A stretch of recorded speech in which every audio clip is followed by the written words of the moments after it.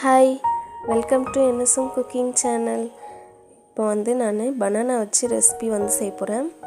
வாங்க எப்படி செய்யுதுன்னு பார்க்கலாம். அதுக்கு 3 பனானா நான் எடுத்திருக்கேன். நல்லா பழுத்ததாக எடுத்துக்கோங்க. 2 ஏலக்காய், வெல்லம் ஒரு அரை கப் எடுத்திருக்கேன். கோதுமை மாவு ஒரு அரை கப் எடுத்திருக்கேன். இப்போ நம்ம இது எல்லாமே சேர்த்து நம்ம ஜாரில் அரைச்சிடலாம்.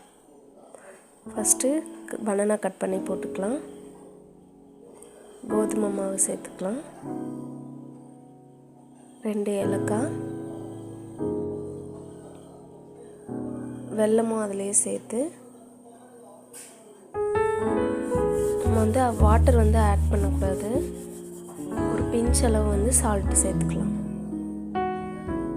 நம்ம எப்போவுமே இனிப்புக்கு சால்ட்டு சேர்த்துக்கணும் அப்படின்னா சூப்பராக இருக்கும் டேஸ்ட்டு. அவ்வளோதான். இதை நம்ம அரைச்சிட்டு வந்துடலாம். தண்ணிலாம் ஆட் பண்ணி நம்ம அரைக்கக்கூடாது. அப்படியே தான் நம்ம அரைக்கணும்.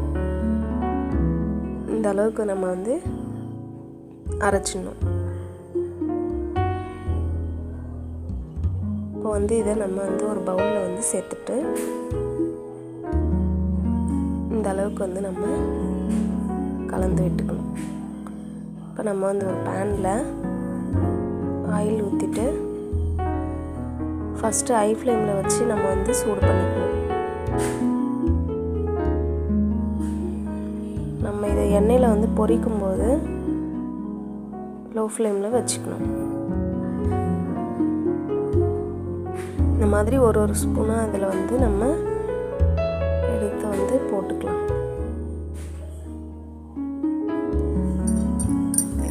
ஈவினிங் டைமில் குழந்தைங்க கேட்டாங்க அப்படின்னா நம்ம செஞ்சு கொடுத்தோம்னா சூப்பராக என்ஜாய் பண்ணி சாப்பிடுவாங்க.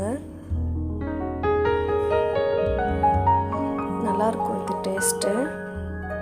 நல்லா ஒரு கோல்டன் கலரில் வர அளவுக்கு நம்ம ஃப்ரை பண்ணிக்கணும்.